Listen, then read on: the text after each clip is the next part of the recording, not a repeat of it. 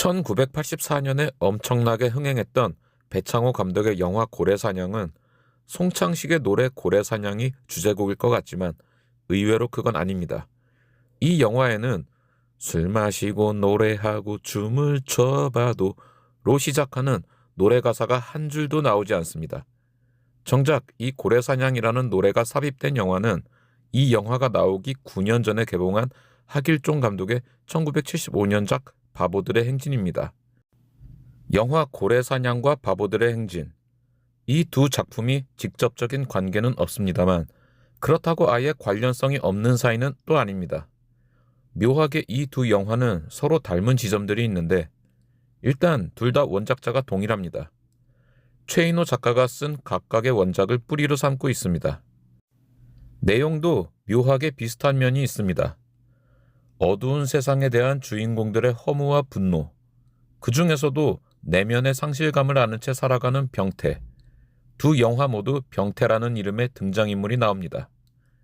그리고 각각의 두 병태는 마음속의 이상향인 고래를 찾아 동해안으로 떠난다는 도피와 탈주의 테마 등이 스토리 속에 녹아 있어서 두 작품은 서로 간접적으로 같은 정서를 공유하고 있습니다. 그래서 이 고래사냥이라는 영화는 영화 바보들의 행진의 정신적 후속작이라는 인상이 강하게 남아 있습니다. 다만 차이점이 있다면 바보들의 행진 속 병태가 사회 현실에 대한 분노를 밖으로 내뿜으며 괴로워하는 인물이라면 고래사냥의 병태는 개인의 상실감과 분노를 완전히 내면으로 돌립니다. 자기 자신이 스스로 결핍되었다 여기고 있는 부분들, 그러니까 강한 자들의 폭력성이 지배하는 세상 속에서 이에 편입되지 못한다는 결핍에 대한 자괴감, 그리고 이로 인해 짝사랑하는 여자에게 마음을 얻지 못하고 있다는 내면의 상실감이 그의 인생관에서 더 큰 비중을 차지하고 있습니다. 영화 오프닝에서부터 병태는 보디빌딩 선발대회에 출전합니다. 그런데 여리여리하고 왜소한 체구의 소유자인 병태는 애초에 그런 곳에 어울리지 않는 존재였습니다. 코미디적인 톤으로 연출되긴 했지만 가냘프고 거세된 남성성을 적나라하게 드러내는 그의 초라한 몰골 앞에서 사람들은 조롱과 야유를 퍼붓고 그의 짝사랑 대상인 미라는 병태를 보며 냉소적인 표정으로 고개를 절레절레 젓는 이 장면은 상징하는 지점이 분명히 있습니다. 병태의 캐릭터를 소개하는 초반 시퀀스에서 그러한 메시지는 더욱 확실하게 전달됩니다. 수영복 입은 여자의 몸이 그려진 필기구를 시험 시간에 은밀하게 바라본다든가, 여인의 누드 조각상을 밟고 올라선 채 짝사랑하는 미란의 수원 모습을 엿보는 등 일종의 리비도적 욕망을 드러내지만 그러한 자신의 나약한 모습을 병태는 스스로 바보 멍텅구리라며 자책합니다. 그런 병태가 여자에게 성추행을 했다는 누명을 쓰고 경찰서 유치장에 갇히게 된다는 건 아이러니한 일입니다. 그런데 그곳에서 병태는 그와 정반대의 캐릭터를 가진 거지 왕초를 만나게 됩니다. 안성기 배우가 연기한 거지 왕초는 병태보다 더욱 흥미로운 인물입니다. 그는 거지로 나옵니다. 동대문이나 동물원에서 잠을 자고 동냥을 해서 밥을 얻어먹으며 살아가지만 단 한 끼도 굶지 않는다는 것을 철칙으로 삼는 능청스러움을 가지고 살아갑니다. 어찌 보면 영화 속에서 가장 걱정 없고 평화로워 보이기까지 합니다.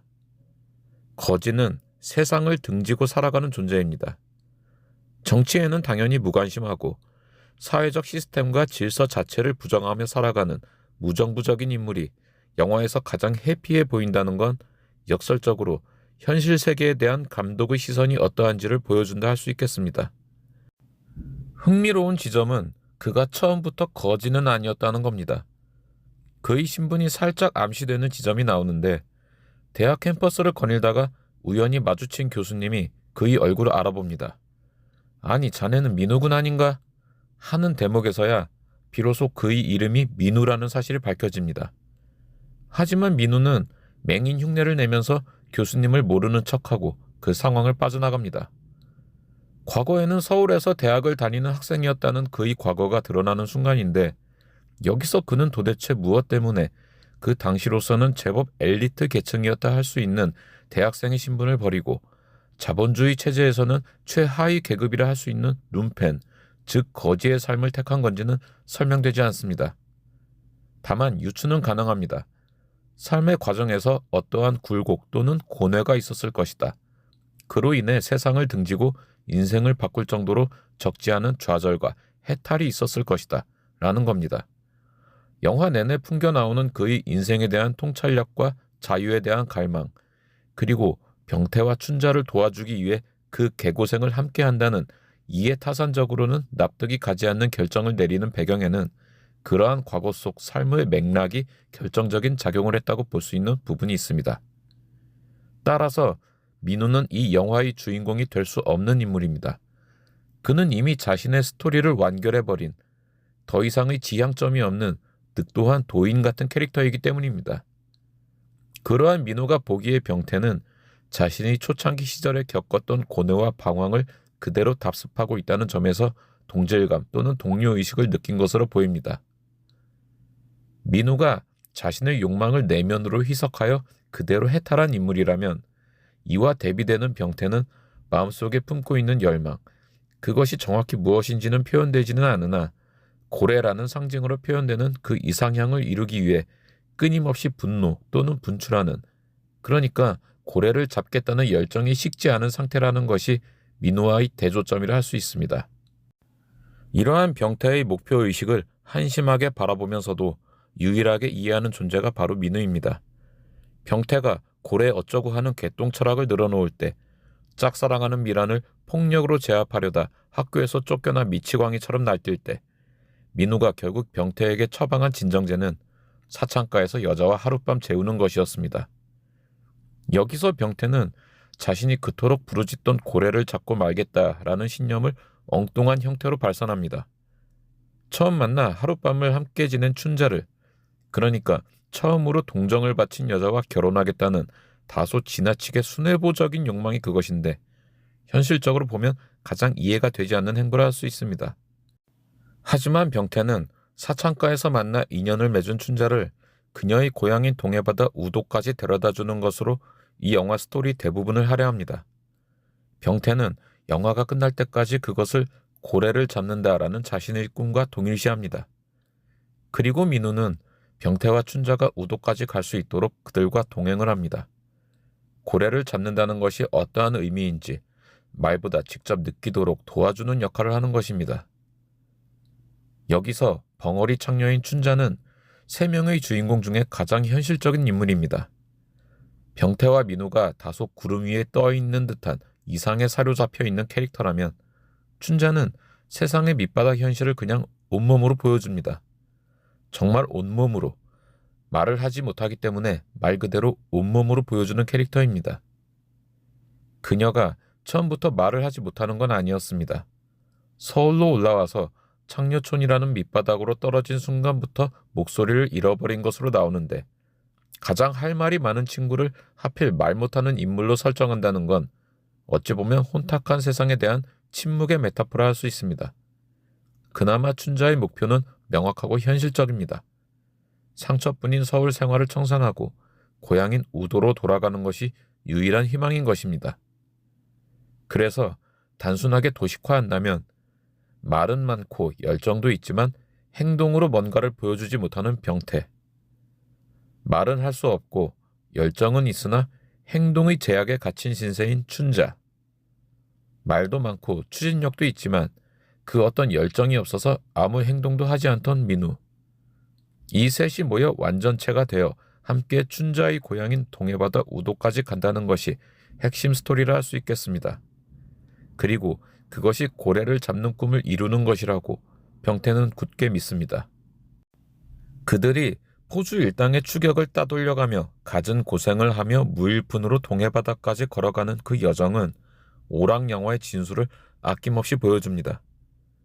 굳이 오락영화라고 한 것은 이 영화는 처음부터 끝까지 세상의 현실과 부조리에 대한 언급을 애써 외면하고 회피하기 때문입니다.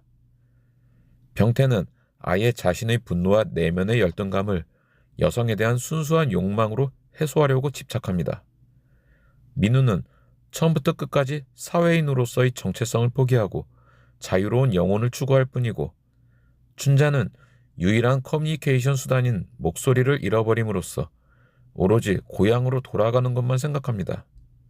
그리고 고향에 도착하고 나서야, 서울을 등지고 나서야 비로소 말을 되찾습니다. 아무도 세상은 어떻다라고 말하지 않습니다.